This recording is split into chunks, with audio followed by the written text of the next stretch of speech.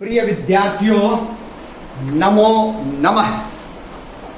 आज रविवार का दिन और रविवार के दिन हमने अब पढ़ाना जो है, आपको जो पाठ हम पढ़ा रहे हैं या अभ्यास करवा रहे हैं उसको करना बंद कर दिया है। और आज से एक नियम बनाया है कि प्रत्येक रविवार को हम आपको सुनाएंगे कहानी। और वो कहानी कहाँ से होंगी?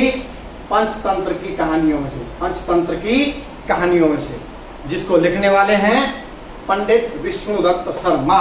इनकी एक पुस्तक बहुत प्रसिद्ध है और इसमें जो कहानियां हैं वो जानवरों और पक्षियों को लेकर के हैं, शिक्षाप्रद कहानियां हैं।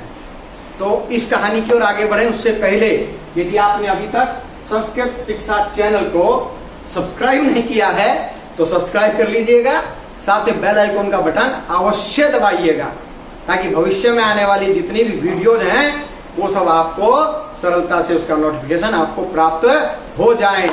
और इन वीडियोज को आप अपने मित्रों को भी शेयर करें ताकि वो भी पाठों का अर्थ, पाठों का अभ्यास, अतिरिक्त प्रश्नोत्तर के साथ साथ कहानियों को भी सुन सकें। तो आज हम आपको कहानी सुनाने जा रहे हैं जिसका नाम है हेरा फेरी। क्या नाम है जी? हेरा फेरी। तो भाई एक जंगल था और जंगल के राजा कौन? सिंह महाशय। तो शेर जंगल के राजा थे और उनके थे 3 मित्र। कौन कौन 3 मित्र? नंबर 1 कौवा, नंबर 2 गीदड़ और नंबर 3 भेड़िया। ये 3 मित्र थे और चौथे शेर महाराज हो गए। इन सब की मित्रता पूरे जंगल में प्रसिद्ध थी। तीनों जो मित्र थे राजा के, राजा शिकार करते और तीनों मित्र ठाट से खाते। मित्रता हो तो ऐसी हो, है जी, शिकार करे राजा और बाकी 3 आराम से खाएं। अब होता क्या है, एक दिन अचानक एक ऊंट अपने झुंड से बिछुड़ करके उस जंगल में आ पहुंचा। ऊंट अपने झुंड से बिछुड़ करके उस जंगल में आ पहुंचा और ये जो राजा के 3 मित्र थे उन्होंने उसको देख लिया। राजा के पास जाकर क्या कहते हैं, हे महाराज, आज तो आपके लिए एक जबरदस्त शिकार आया है। महाराज प्रसन्न हुए, खुश हुए। बोला कौन शिकार आया है? बोला जी एक ऊंट आया है। बोला ऊंट आया है, कहाँ से आया? बोला कहीं से वो बिछुड़ गया और वहां से आया है। बोला भाई मित्रों सुनो, मैं हूं जंगल का राजा और राजा पर भी कुछ नियम कायदे कानून होते हैं। ये नहीं कि जो मर जाओ करते चला, जो मर्जी आई। तो ऊंट जो है वो है हमारा मेहमान, इसलिए तुम तीनों जाओ और ऊंट को बड़े प्यार से यहाँ पर लेकर के आओ। तो वो भी क्या करते, राजा का आदेश। और दूसरा फिर राजा का अगर मना कर दें तो और भी मुश्किल। तो बेचारे मन मार के तीनों चले, रास्ते में बात करते जा रहे हैं, क्या यार ये ऊंट मरता, कितने दिन तक हम भी खाना खाते, महाराज भी खाते, क्या करें, चलो राज आज्ञा है, राज आज्ञा का पालन तो करना ही पड़ेगा। पहुंच गए ऊंट के पास। ऊंट के पास जाकर के बोलते हैं कि आपको महाराज ने बुलाया है। बेचारा ऊंट पहले ही परेशान था जंगल में आकर के, क्योंकि उसको पता था जंगल में जो है खूनी जानवर रहते हैं, मार करके खा जाते हैं, ये उसने सुना हुआ था। और अब तो वास्तव में राजा ने बुला लिया। राजा भी बोला शेर तो अवश्य लगता है खाने के लिए बुलाया है, लेकिन मरता क्या ना करता, वो भी उन तीनों के साथ हो लिया और पहुंचा उस गुफा के अंदर जिसके अंदर राजा जी बैठे हुए हैं। राजा जी कौन? सिंहराज। तो तीनों को आगे आगे और पीछे ऊंट चला आ रहा है। ऊंट ने जाते ही महाराज प्रणाम डरते डरते किया। तो सिंहराज बोले भाई डरने की आवश्यकता नहीं है, तुम हमारे मेहमान हो और मेहमान मेहमान ही होता है। तो आज से ये मेरे 3 मित्र हैं, इसके साथ साथ चौथे मित्र तुम हो, तुम निर्भय हो जाओ। यह सुनकर के ऊंट बड़ा प्रसन्न हुआ। आहा, लंबी लंबी सांस ली, जान बची भाई, जान बची। तो ऊंट जी महाराजा प्रसन्न हैं और 5 मित्र हो गए हैं। अब 4 के स्थान पर 5 मित्र हो गए हैं। समय गुजरता गया। अब एक दिन होता क्या है, अचानक उस सिंह की शिकार करते समय एक हाथी से मुठभेड़ हो जाती है। अब हाथी से मुठभेड़ हुई, बहुत देर तक मुठभेड़ हुई। राजा ने हाथी को, गज महाराज को मार तो दिया, लेकिन मारने मर उनके जो दांत थे वो हिल गए।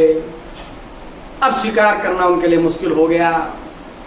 हैं जी, उस हाथी को तो बहुत दिनों तक खाया उन्होंने, लेकिन उसके पश्चात फिर क्या करें, अब सिंह महाराज अपनी गुफा में हैं और अब उनको लग रही है भूख। उन्होंने अपने उन तीनों मित्रों को बुलाया जो पहले से उनके मित्र हैं। कौन कौन? कौवा, गीदड़, भेड़िया, और आदेश दिया जाओ मेरे लिए शिकार खोज करके लाओ, शिकार लेकर के आओ। तुम्हें पता है मैं कई दिन से भूखा हूं और जल्दी जाओ शिकार लेकर के आओ। चले जी तीनों अलग अलग दिशाओं में शिकार को खोजने के लिए। शिकार उनसे कहाँ मिलना था, कभी शिकार उन्होंने किया हो तो उनको शिकार मिले? उन्होंने तो शिकार खाया ना केवल राजा के द्वारा करने पर। तो खोजते खोजते अचानक कौवा और गीदड़ आपस में मिल गए। कौवा और गीदड़ मिलकर के बोल रहे हैं भैया कोई शिकार नहीं मिला, अगर बिना शिकार के गए तो लगता है राजा आज हमारा ही शिकार कर देगा। लेकिन तभी कौवा कहता है गीदड़ महाशय एक उपाय तो है। बोले उपाय है? हाँ, कुछ हेरा फेरी करनी पड़ेगी, कुछ हेरा फेरी करनी पड़ेगी जब कुछ बात बन सकती है। वो इस तरह की बात कर ही रहे थे दोनों, कौवा और गीदड़। इतने में भेड़िया भी वहां पहुंच गया। भेड़िया बोला भाई मुझे कोई शिकार नहीं मिला। कौवा बोला मेरे पास एक उपाय है। दोनों बोले हैं उपाय है तुम्हारे पास, बताओ फटाफट। कौवा बोला तुम्हारा कान लाओ इधर।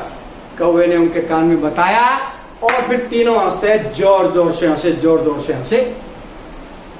दोनों क्या कहते हैं गीदड़ और भेड़िया, भाई कौवा महाशय उपाय तो तुमने बता दिया, ये उपाय चरितार्थ भी होगा कि नहीं होगा?